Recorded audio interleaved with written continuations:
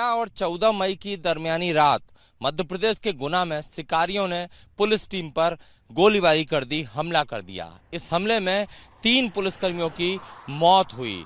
इस पूरे हत्याकांड के बाद पुलिस ने सर्च ऑपरेशन शुरू किया, क्योंकि पुलिस के पास टारगेट था कि जिन आरोपियों ने, जिन शिकारियों ने पुलिस पर अटैक किया है, पुलिसकर्मियों की हत्या की है, उनकी गिरफ्तारी की जाए। इसी के चलते पुलिस की टीम ने सर्च ऑपरेशन शुरू किया आरोन के जंगलों में, राघवगढ़ के जंगलों में। इस दौरान अब तक के अपडेट की बात करें तो पुलिस ने एनकाउंटर में 2 आरोपियों नौशाद और शहजाद को मार गिराया है। इसके अलावा 2 आरोपी पुलिस ने अरेस्ट भी कर लिए हैं। साथ ही साथ एसपी गुना के मुताबिक 4 और ऐसे आरोपी हैं जो पूरे गोलीकांड में शामिल थे।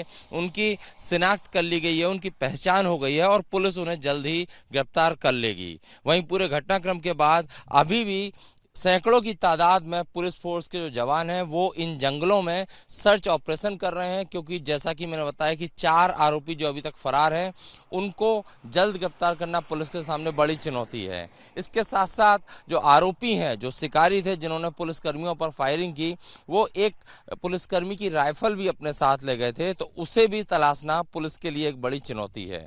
पूरे घटनाक्रम पर मध्य प्रदेश सरकार ने साफ संकेत दिए थे कि कड़ी कार्रवाई की जाएगी और उसी का नतीजा है कि 2 बदमाश एनकाउंटर में मारे गए। इसके अलावा अब पुलिस की टीम बाकी कड़ियां ढूंढ रही है। जिस गांव के सभी आरोपी रहने वाले हैं, उस गांव में क्या इन लोगों का एक पूरा गिरोह चलता है जो तस्करी और इस तरह से शिकार करता है, इस एंगल पर भी पुलिस इन्वेस्टिगेशन कर रही है। साथ ही साथ आरोपियों को संरक्षण देने की बात भी सामने आ रही है। बीजेपी का आरोप है कि कांग्रेस के नेता आरोपियों को संरक्षण देते हैं, कांग्रेस का तर्क है कि कुछ बीजेपी के लोग इन आरोपियों को संरक्षण देते हैं। तो इन सब पहलुओं पर भी इन्वेस्टिगेशन जारी है।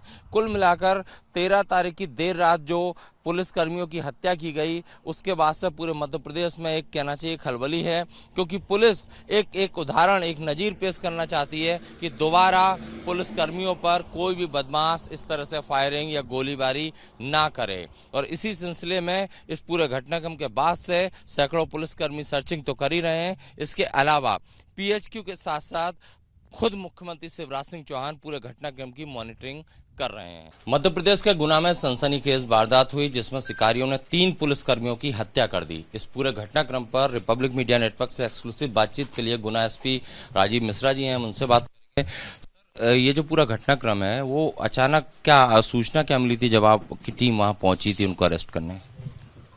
रात में अचानक ये खबर आई थी थाने पर कि कुछ बदमाश बरखेड़ा गांव के आसपास से निकलने वाले हैं।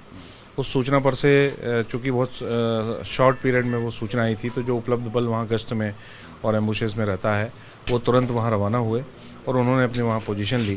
तो ये कुछ बदमाश मोटरसाइकिलों से आते हुए नज़र आए। उनको आगे जाके इन्होंने पहले हिदायत दी, रोकने की कोशिश की, परंतु वो रुकने की जगह आगे भागे। आगे एक पुलिस पार्टी और लगी थी, वहाँ को पुलिस की गाड़ी भी खड़ी थी। उसको देख के वो वापस लौटे और वापस लौट के जब वो उन्होंने देखा कि वो लगभग फंस चुके हैं, तो उन्होंने फायर का इस्तेमाल किया।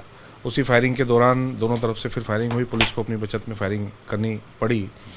उसमें फायरिंग में हमारे 3 अधिकारी कर्मचारी शहीद हुए हैं और उसी फायरिंग के दौरान उनके बाकी जो लोग थे वो भी भाग खड़े हुए, जिनमें से कि एक का शव अगले दिन उसी दिन मौके पर हमने पूरी, क्योंकि पहले तो बिल्कुल ब्लैंक था कि कौन लोग हैं, क्या हैं, कुछ पता नहीं था।